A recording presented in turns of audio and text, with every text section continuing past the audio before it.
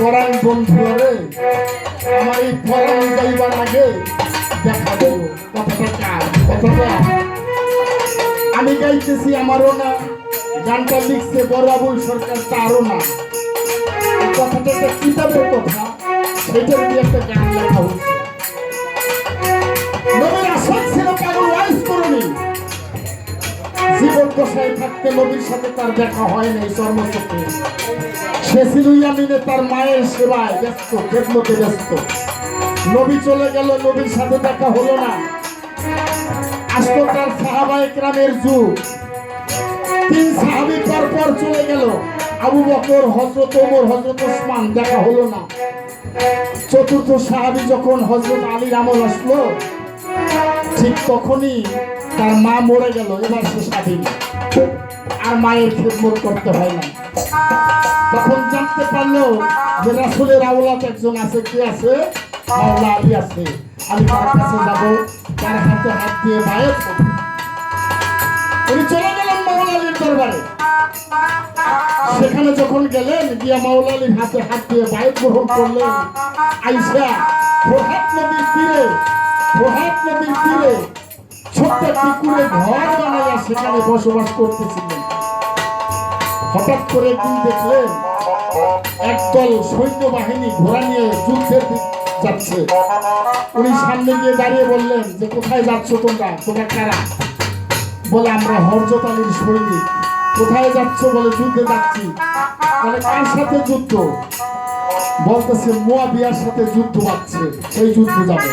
বলে, আমিও হযরত আলীর সৈনিক, আমিও সেই যুদ্ধে যাব। বলে, তুমি তো বীর নরকঙ্কাল হয়ে গেছো, বীরদের জন্য যুদ্ধ না, যুদ্ধ হলো যুবকের জন্য। তো তোমরা আমাকে কি নিবে? আমিই যাব। সেই যুদ্ধে চলে গেল, গিয়ে ওনার ঘোড়ার তরবারি দিয়ে বিপক্ষের সৈনিক যা ছিল কচু গাছের মতো কাইটা ফেলাইছে, কচু গাছের মতো। ওই বৃদ্ধ মুয়াবিয়া দেখতে পেল, হায় হায়, ওই কে রে? ওই বৃদ্ধকে। বলে, সামনে কেউ যাস না, তীরের সাথে ধনুকের সাথে তীর বাজাইয়া তীর মার একসাথে। কিতাবের মধ্যে আছে একসাথে 100টি তীর মারছিল পাগল ওয়াইস করলির গায়ে। 70টা তীর তার দেহে লাগছে, 30টা তীর ডাইনে বামে চলে গেছে। রক্তক্ষরণ হইতে হইতে, রক্ত ঝরতে ঝরতে দুর্বল হয়ে গেছে। সে ভাবতেছে, আমার আর এই দুনিয়ায় থাকার সময় নেই, আমি চলে যাব। ঘোড়াকে বলল, ঘোড়া রে, আমার এই অন্তিম মুহূর্তে শেষ যাত্রাকালে তুই কি আমার বন্ধু একটু দেখা দিবি? হযরত আলী তাঁবুর মধ্যে বসা ছিল, ঘোড়ায় পিষ্ট করে হযরত আলীর কুলের মধ্যে নিয়ে ওনাকে ফেললো। হযরত আলীর চেহারা মোবারকের দিকে তাকাইলো। ওই চেহারা মোবারকের দিকে তাকাইয়া দেখতে দেখতে দেখতে দেখতে সে বিদায় নিয়ে চলে গেল। কিতাবের মধ্যে আসছে হযরত আলীর চেহারার মধ্যে সে রাসূলের চেহারা মোবারক দর্শন করছে, সেই রাসূলের চেহারার মধ্যে সে স্বয়ং আল্লাহকে দর্শন করেছিল। এই কথাটা ছিল সেখানকার। তোমার বুকে মাথা রেখে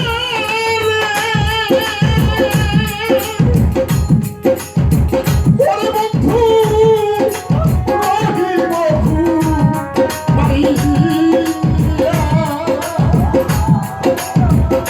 জনমের খুব জীবনে বন্ধু তোমায় বুকে লইয়া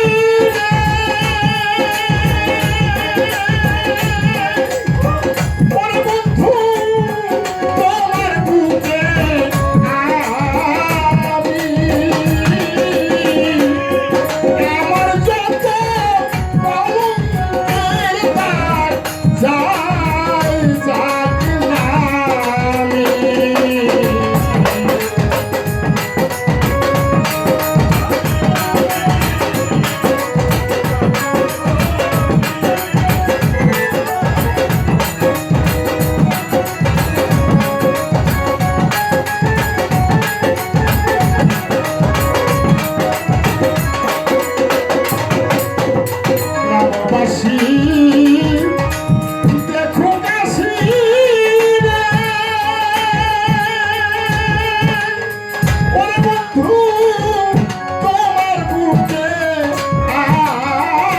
আমি আমার যত কলঙ্কের দাগ